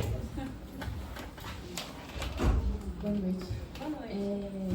Da questão, para mim, ficou muito claro de ser falta de respeito. Apesar de ser muito nova essa parte do erro, e tal, que eu vi muitos meninos gays da minha família serem chamados de menininha e mulheres trans serem chamadas de homem, porque, não, mas o certo é homem, porque nasceu. Mas quando era menino, que tinha alguns traços, alguns jeitos, eram chamados no feminino. Então, para mim, ficou muito claro que isso é falta de respeito. E, nossa, tá até nervosa. E eu achei interessante a risadinha sobre o feminismo radical. E eu queria saber um pouco mais sobre, tipo, da razão e opiniões e etc. Sem um desespero. Obrigada. Nossa senhora. Vai. Então pula para lá, deixa em branco essa. Pior que não tem como, senão eu vou consentir. Sim, eu sei. O silêncio também é a resposta. O silêncio é minha resposta. Então. O feminismo radical, né? Existem vertentes dentro do feminismo. O feminismo radical é uma delas. E ele vê o gênero como a abolição do gênero. É uma coisa um pouco contraditória, né? Porque a gente tem que abolir o gênero e aí o gênero neutro, que querendo ou não é um pouco sobre isso, né? Recai ali sobre a abolição do gênero, as feministas radicais não aceitam. Então, assim, é uma questão complicada demais. Quando eu desligar o vídeo, a gente conversa. Assim, o que eu entendo, o que eu entrei em contato sobre o feminismo radical é que esse nome vem porque é a raiz, né? A raiz do feminino, do feminismo. E é uma intenção de resgatar a questão da mulher.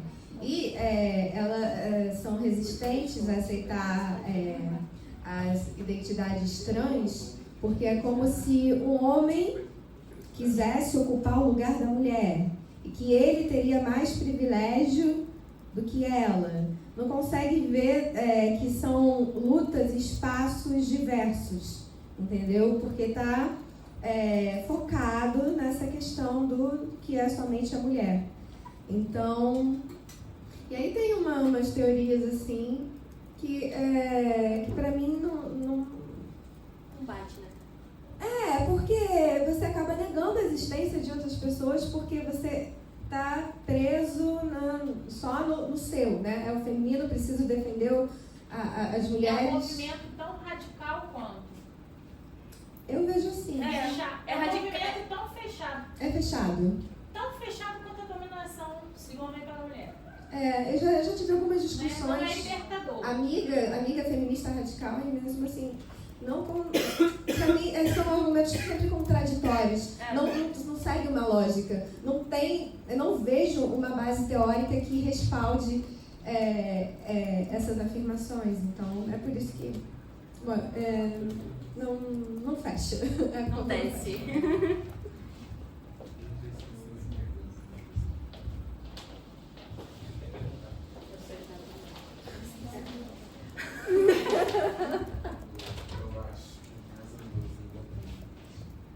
Primeiramente, eu adorei sua fala e eu vou usar ela quando alguém vir comentar comigo essas questões. Eu vou falar, mas a gente fala de menininha fora, né? Adorei isso. Chama de menine, não chama. Pois é. Então, eu tenho umas questões que às vezes me deixam um pouco duvidoso. Porque, tipo assim, eu fico com medo às vezes. Eu sou residente, então eu faço residência pedagógica, né? E aí, no colégio, a gente tem alguns alunos trans, né? E, tipo, lá, deixa eu ver, que eu já conheci, foram 3 até agora. Só que tem um desses alunos que, tipo, uma hora ele quer assinar um nome masculino, outra hora assina com nome feminino. Aí, tipo, eu fico, meu Deus, né? Aí o professor até chegou a comentar isso com a gente, então eu fico... Caramba, e se eu pego, assim, sabe, quando eu me formar e estiver dando aula, acabar pegando um aluno, assim, que uma hora assina com nome, outra hora assina com outro nome, que maneira que eu posso, como que eu posso prosseguir com isso, entendeu?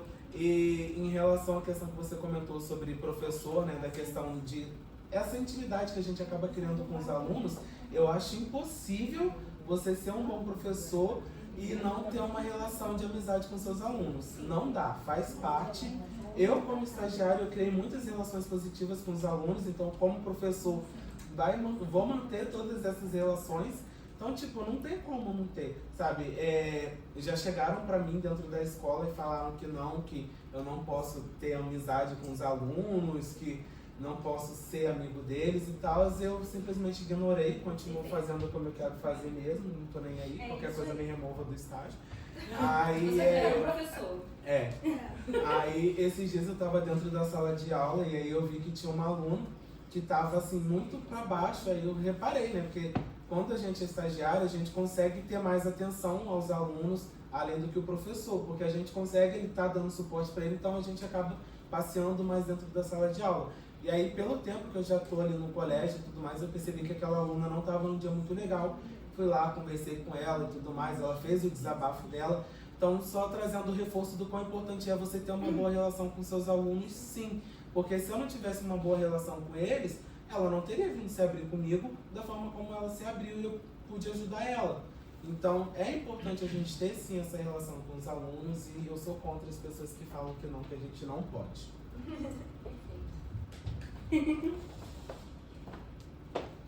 Cadê a Glaucia? Ainda bem que a Glaucia foi embora. Imagina se eu tô falando mesmo no estágio.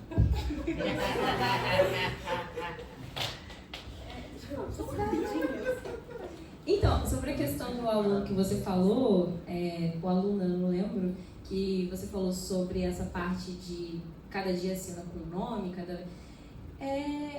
eu acho que é o diálogo, né? Que é a base de tudo. Principalmente quando você já tem essa intimidade, essa amizade e etc. Você pode chegar e falar, olha, aparentemente você está passando por um processo. Eu entendo o seu processo, mas vamos tentar, tipo, de um jeito um pouco burocrático, talvez, né? Para não haver tanta confusão, porque isso pode gerar confusão de presença, de nota, de várias outras coisas. Então, assim, vamos chegar num consenso aqui entre nós. Caso você queira mudar, a gente conversa, porque senão fica uma coisa muito vaga em questões de papel, sabe? De documento. Então, eu acho que o ideal é sempre o diálogo, assim. É o que eu tô falando, é bem mais fácil do que parece, sabe? Então, se você tem essa sensibilidade de notar os alunos que não estão em dias bons e etc., vale também chegar nesse aluno e falar, olha, é só para não ficar difícil a questão de nota, a questão de falta, a questão de presença e etc., para a gente tentar encaixar melhor. E aí você pode escolher um, né? E caso queira mudar, a gente conversa também. E aí é essa coisa do afeto, né? De reconhecer de uma maneira afetiva que é uma pessoa, geralmente são adolescentes, né? Passando por, cara, é um boom de hormônio e informação e etc. Então, é maluquice mesmo, mas tem que abraçar essa galera. Eu acho que a gente tem entrado muito na questão de defender crianças, né, de discursos de ódio e etc. Eu vejo esse movimento um pouco crescente do ano passado para cá. Só que a gente também precisa falar dos adolescentes, sabe? Porque todo mundo fala, adolescente é um saco, odeio trabalhar com adolescente. Cara, a gente também sabe? E às vezes a gente é até pior. Então eu acho que enquanto a gente não acolher os adolescentes também, porque ali eles estão passando por várias pressões, né? Você tem que escolher sua faculdade, você tem que escolher, entre aspas, a sua sexualidade, você está passando por várias experimentações. Então, porque também eles não têm que ser acolhidos? Só porque eles são chatos, mas aí todo mundo né? Então, assim, e tem uns que nem são, sabe? Tem uns que são legais. Essa história tem que ser averiguada, que eu vou contar agora, mas eu já ouvi que na Alemanha existe um tratamento em que a professora, parece que do primário, ela acompanha a vida do estudante durante muito tempo e vai na casa para ver como é que está a evolução. Então, a pessoa já é adulta e ainda tem contato com essa professora que de vez em quando conversa para saber. E é muito importante isso, de ter um contato, sim, de alguma proximidade com os estudantes, porque é um momento que você ensina empatia, né, que você ensina afeto. É só na prática. Óbvio, né, que as pessoas podem interpretar isso como uma coisa horrível, mas é a empatia, o afeto com respeito a esses estudantes, a entender que são pessoas em formação, né, que estão passando por situações complicadas e precisam desse acolhimento.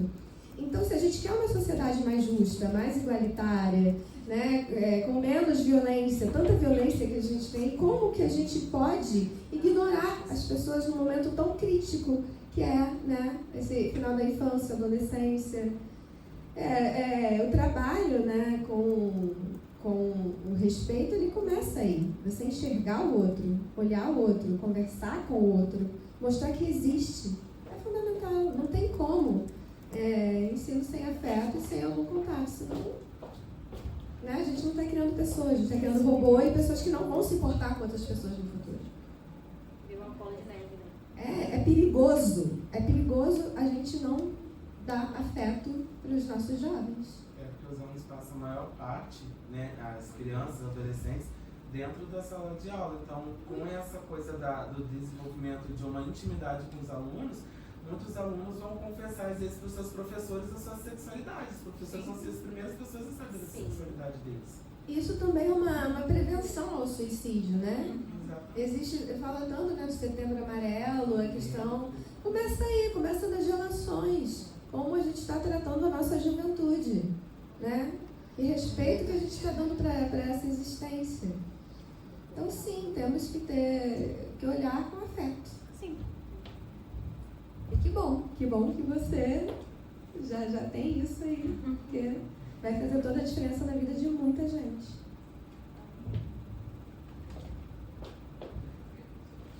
Mais alguém, gente? Algum comentário, alguma pergunta? Eu me referi errado. Fala logo. Fala, se for errado, Fala logo. Semana, acho que retrasada, teve conselho de classe lá no Barbará. E a diretora pediu para os professores seguirem diário físico mudar o nome de um aluno trans do 3º ano. Teve um professor que se revoltou, começou a se recusar. Literalmente, ele fechou o diário e saiu do conselho. esse aluno pode recorrer de alguma forma para esse professor mudar o nome social dele, porque ele já tem um documento? Pode. Deve. Pode, e é crime o que ele fez. Ele pode sofrer um processo. Faz ele ganhar dinheiro. Pode falar que ele pode recorrer. Se tem documento, não pode. Deve. Isso é muito errado. Isso é um crime. Porque no diário online já mudou automaticamente. Mas como Então, o físico já tinha, né, já ele não impresso pode lá, fazer isso. aí a diretoria tinha pedido para trocar, aí os professores não sabiam se realmente tinha um documento. Aí os professores pegaram e trocaram. Só que esse professor falou, não vou trocar. Fechou o diário e saiu. Aí eu fiquei assim, meu Deus do céu. E aí, Isso é crime. Isso é transfobia. E tá previsto em lei. Essa visão. Quando não tem o documento, a gente coloca, ia lá, né, faz um riscadinho e tal, porque oficialmente não dá pra você mudar. Mas quando tem um documento, é oficial. É oficial. Não é da conta dele, isso não é da conta dele, ele tem direito a isso. Ai, gente, mas eu vou falar pra você um negócio assim. Tá bem. Gente, mais alguém para participar? Eu vou agradecer a vocês. E terminar aqui, vou passar a fala para vocês terminarem, tá? Mas é um espaço de luta, né, gente? São movimentos de luta, são passos de cada vez, e eu acredito muito no espaço da escola pública para esses movimentos de luta. Né? A gente sabe dos entraves das escolas particulares, não que nas escolas públicas não tenham entrave, a gente estava conversando isso, né? O quanto que nós temos resistência, nós temos luta. Não é a primeira, assim, eu estava no campus Pinheiral antes de vir para cá, e nós fizemos um movimento parecido, teve uma atividade parecida com essa e estava extremamente esvaziado. E hoje a gente também vê o auditório esvaziado. Não é por acaso, né? A gente sabe que não é por acaso. Muitas vezes a gente pensa, que coisa ruim, o auditório está esvaziado. Eu acho ótimo ter pessoas, porque com as poucas pessoas que estão aqui, são pessoas que estão interessadas. E nessas relações, nessas trocas, nós vamos construindo saberes que vão sendo multiplicados por aí, e são esses espaços de resistência. O lado ruim é porque a gente sabe o quanto que esse tema ele incomoda. Né? Então, aí quando você fala, né, não me dói usar o pronome que a pessoa escolheu usar, a mim não me dói, eu acho que a cada um que está aqui também não dói, mas a gente sabe que tem muita gente que dói. E ela acabou de trazer o exemplo do professor que não quer trocar um nome que está oficialmente no diário. Isso só mostra o quanto que nós temos que resistir, temos que cada vez mais promover diálogos, seja em rodas ou seja dentro das nossas salas de aula, vocês aí da licenciatura como multiplicadores nos espaços de estágio, quando forem para a sala de aula, né? Quem foi ou é meu aluno e alune, sabe o quanto que eu vou bater nessa tecla dentro das discussões, seja em sociedade, cultura e educação, seja em educação e direitos humanos, a gente vai estar sempre discutindo essas questões, que passa sempre pelo respeito. É o respeitar o outro, é entender a multiplicidade que nós somos, né?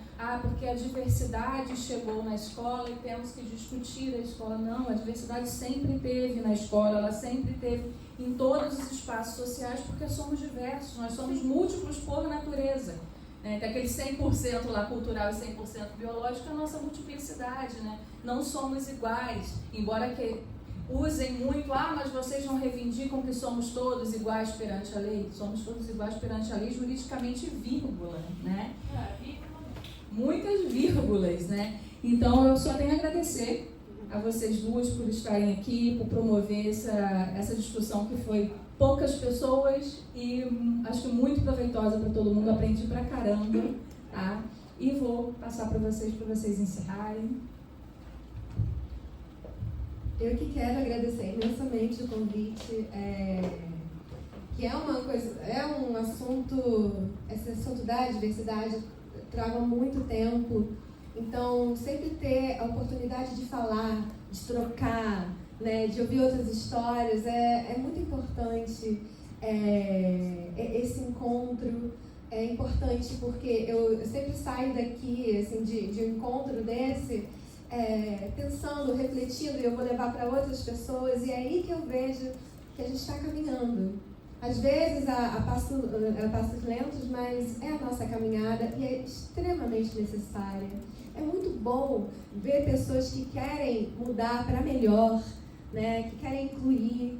E é o que nos dá esperança, porque às vezes a gente fica tão vendo tantas inequidades, tantas injustiças, e a gente se une aqui e conversa e troca. É possível. É possível. E isso é muito bom, né? É igual uma tirinha que eu vi. Eu tenho um sério problema de memória, eu não lembro muito bem. Mas ele é do menino que eu vejo sempre. E ele tá como se ele fosse sozinho mudar o mundo. Mas você sozinho vai fazer isso? Não, nós estamos separados, mas já estamos trabalhando juntos. E é isso. Então, acontece aqui, em Volta Redonda, em Mineral, no Rio de Janeiro, no Brasil inteiro. Tem pessoas como a gente que está querendo melhorar a educação desse país. E vamos andando que a gente vai conseguir muita coisa.